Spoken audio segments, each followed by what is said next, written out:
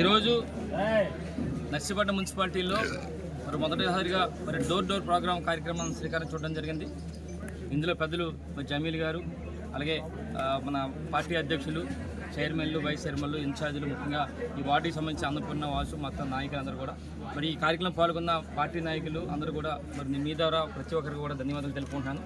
అయితే ముఖ్యంగా మీ అందరికీ కూడా చెప్పాలి, ఈ 5 సంవత్సరాల కాలంలో మేమేం చేసాం ప్రజలందరూ కూడా తెలుసు.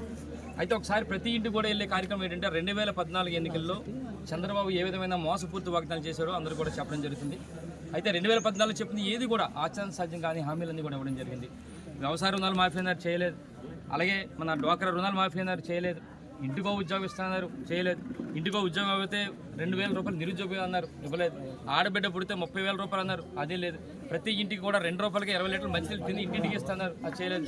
ప్రతి స్టూడెంట్కి కూడా ఐప్యాడ్లు ఇస్తున్నారు, అవి కూడా చేయలేదు. అంటే ఈ విధంగా మోసపూర్తి వాగ్దానాలు 2014లో మరి ఏ విధంగా చేశారనేది ఈ రాష్ట్ర ప్రజలందరూ కూడా తెలుసు, ముఖ్యంగా నర్సీపట్నం నియోజకవర్గం తెలుసు.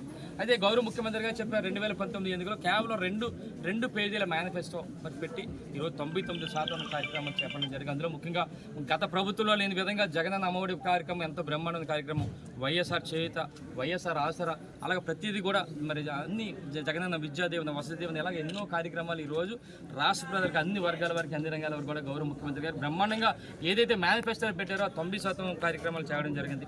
ఇలాగ సంక్షేమ పథకాలతో పాటు ఎన్నో అభివృద్ధి కార్యక్రమాలు కూడా నర్సీపట్నం నిధులు చేసి ఒక్కసారి మీకు కూడా ఒకసారి గుర్తు చేయాలి మీ ద్వారా. మరి ఎన్నో మరి ఈరోజు చూస్తే ప్రతి 2,000 జనాభాకి ఒక సచివాలయం ఏర్పాటు చేసి అక్కడే 10 మంది ప్రభుత్వ ఉద్యోగులు వేయడం. అలాగే సుమారుగా నర్సీపట్నం నియోజకవర్గంలో 78 సచివాలయాలు ఏర్పాటు చేసి ప్రతి సచివాలయంలో 10 మంది ప్రభుత్వ ఉద్యోగులు వేసి అక్కడే నేరుగా ప్రజలందరూ కూడా చేరువయ్యే విధంగా ప్రజలకి మరి ఏదైతే మరి ఉందో ప్రజల వద్దకు పాలన అందించే విధంగా గౌరవ ముఖ్యమంత్రి చేశారు. అలాగే రైతాంగాన్ని దృష్టిలో పెట్టుకుని రైతు భరోసా కేంద్రాలు కూడా చేపట్టడం జరిగింది. అలాగే హెల్త్ క్లినిక్లు చేపట్టడం జరిగింది. ఇంతకుముందు అయితే గతంలో మరి ప్రతి మండలంలో ఉన్న అందరూ కూడా హెడ్ క్వార్టర్కి వెళ్ళే పరిస్థితి. ఈరోజు హెడ్ క్వార్టర్కి వెళ్లకుండా ప్రజల వద్దకే పాలన అందించాలని చూసాం గౌరవ ముఖ్యమంత్రి గారు. మరి ప్రతి 78 సచివాలయాలు, 78 రైతు భరోసా కేంద్రాలు, హెల్త్ క్లినిక్లు కూడా మరి ఏర్పాటు చేసి ప్రజలకు ఎంతో చేరువయ్యారన్న సంగతి మరి మీ ద్వారా తెలియపరచడం జరుగుతుంది. మరి ఇదే కాకుండా నర్సీపట్నంలో మరి అర్బన్ పిహెచ్సీలు బలికట్టలు కానీ గౌరవ విధులు కూడా చేపట్టడం జరిగింది. అలాగే పిహెచ్సీ కూడా చీడిగొమ్మలో 2 కోట్ల రూపాయలతో అది కూడా చేపట్టడం జరిగింది. ముఖ్యంగా నర్సీపట్నంలో వైఎస్ఆర్ భవన్ 9 కోట్ల రూపాయలతో మరి భవనాన్ని ఏర్పాటు చేయడం కూడా జరిగింది. ఈ మధ్యలోనే మనం అది కూడా ఓపెన్ చేయడం జరిగింది. ముఖ్యంగా చూస్తే ఈరోజు వైఎస్ఆర్ ట్యాంక్ బండ్ రోడ్ మీరు చూస్తే ఈరోజు 6 కోట్ల రూపాయలతో గౌరవ ముఖ్యమంత్రి గారు చెప్పినప్పుడు ఏదైతే వెంకటేశ్వర టెంపుల్ నుందో కొత్త వేదిక మీదుగా అలాగా మన ఆర్సీఎం స్కూల్ వరకు కూడా బ్రహ్మాండంగా ఇప్పటికే 70% చేపట్టం. ఆ ప్రాంతంలో మరి అందరినీ కూడా మరి మెయిన్ ముఖ్యంగా మరి ఏదైతే దేశ నాయకులు ఉన్నారో వారందరినీ కూడా అక్కడ ఆవిష్కరణ చేయడం జరిగింది. విగ్రహాలన్నీ కూడా ఈరోజు బ్రహ్మాండంగా ఈరోజు అటుపక్క వెళ్ళిన ప్రతి ఒక్కరు కూడా ఎంతో బ్రహ్మాండంగా ఉంది, చాలా మంచి చేశారని చెప్పి ప్రజలందరూ కూడా అనుకుంటున్నారు.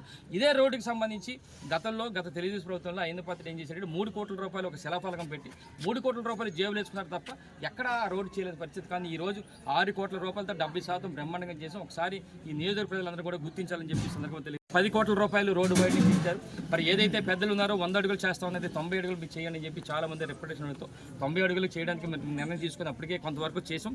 ఈలోపు మరి ఏదైనా మరి చాలా మంది పెద్దలందరూ కూడా కోర్టుకు వెళ్ళడం, వారితో కూడా మాట్లాడడం, మరి రేపు రాబోయే రోజుల్లో వారందరికీ కూడా నష్టపరిహారం ఇచ్చి వారందరూ కూడా ఎక్కడైతే బిల్డింగ్లు కూడా నష్టపరిహారం ఇచ్చి అన్ని కూడా నేర్చి వాళ్ళ తాలూకు సహకారంతో రేపు రాబోయే రోజుల్లో కార్యక్రమం చేస్తామని చెప్పి సందర్భంగా తెలియపరచడం జరుగుతుంది. ముఖ్యంగా ఈరోజు నర్సీపట్నం మున్సిపాలిటీలో సుమారుగా సీసీ రోడ్లు 200 పైగా ఈ 5 సంవత్సరాల కాలంలో మున్సిపాలిటీ రోడ్లు కూడా బ్రహ్మాండంగా వేయడం జరిగింది.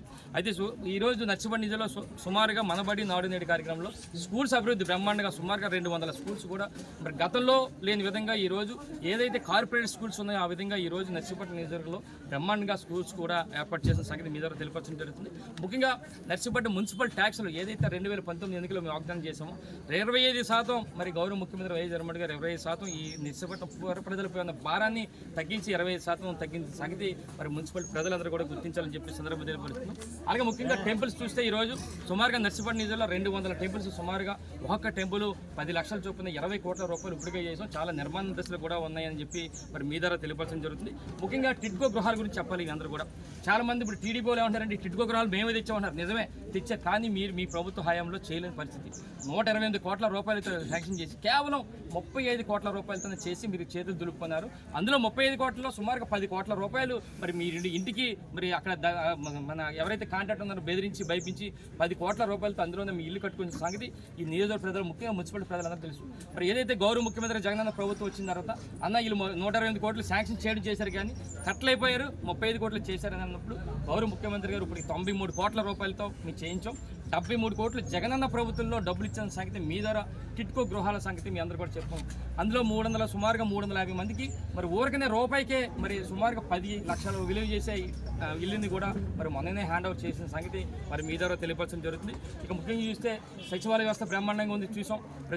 ఇప్పుడే చెప్పాం 10 మంది ఉద్యోగులు అందరికీ కూడా ప్రతి ప్రాంతంలో చేస్తాం. వాలంటీర్ వ్యవస్థ తీసుకొచ్చాం.